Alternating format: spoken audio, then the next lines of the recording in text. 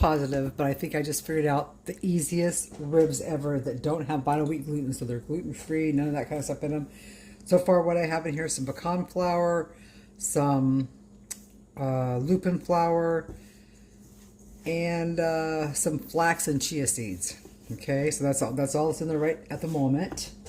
But I have a couple more ingredients here. I think this is going to be great. I tried it with walnuts, didn't like it, so I'm trying it with pecan flour instead. You know, they say in the vegan world that pecans and walnuts make meat, so we're going to see. We are going to see about that. Okay, so pretty much anybody that's made any kind of vegan ribs knows the real secret ingredient is your jackfruit. A lot of people throw their jackfruit in here right out of the can. They just break it up, throw it in here. I like to boil mine, and I like to add some whatever flavoring I want to it. And this time I added some beefy flavoring to it, some vegan beef stock.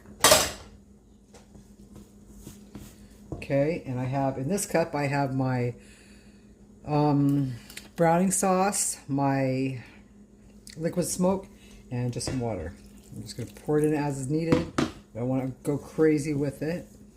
Oop, let's put our spices in. We got our barbecue spice, our garlic, our onion, whatever kind of spices you like. Paprika.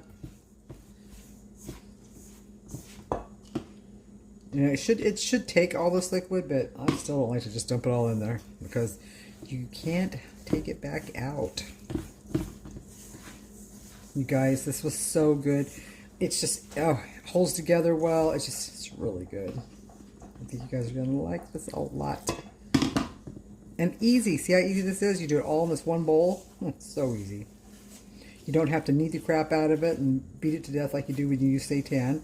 Not that I don't love my seitan, because I do. Don't get me wrong. I do love my seitan. But this is so much easier. Now see, I might not end up needing all this. I'm glad I didn't put it all in here. I will put the recipe in the box below because I just kind of made it up on the fly here. I'll put it down below for you guys. Alright, I think that's good enough. So yeah, I didn't need it all.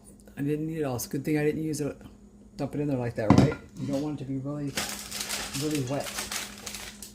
Alright, so I got my pan all prepared here. This pan has, I got tin foil in it, but I also got my parchment paper, and I'm just going to dump this in here.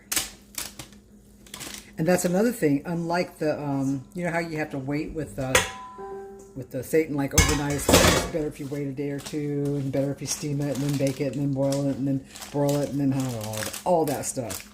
And by the way, you can make this however thick or thin you want to. I'm making these a little bit thick, just because I want to.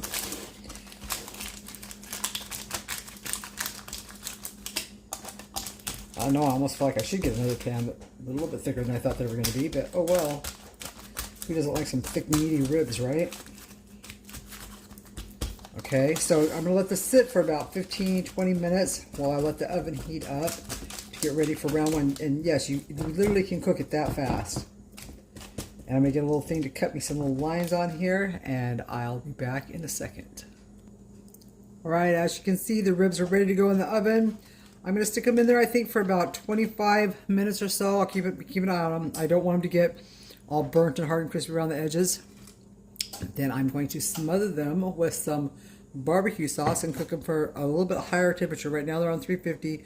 I'll probably turn them up to about 400 and probably soak them with barbecue sauce, turn it up, cook them for about 5 or 7 minutes. I'll be back. Okay, they've done the first round of their pre-bake, and now we're going to sauce them up here.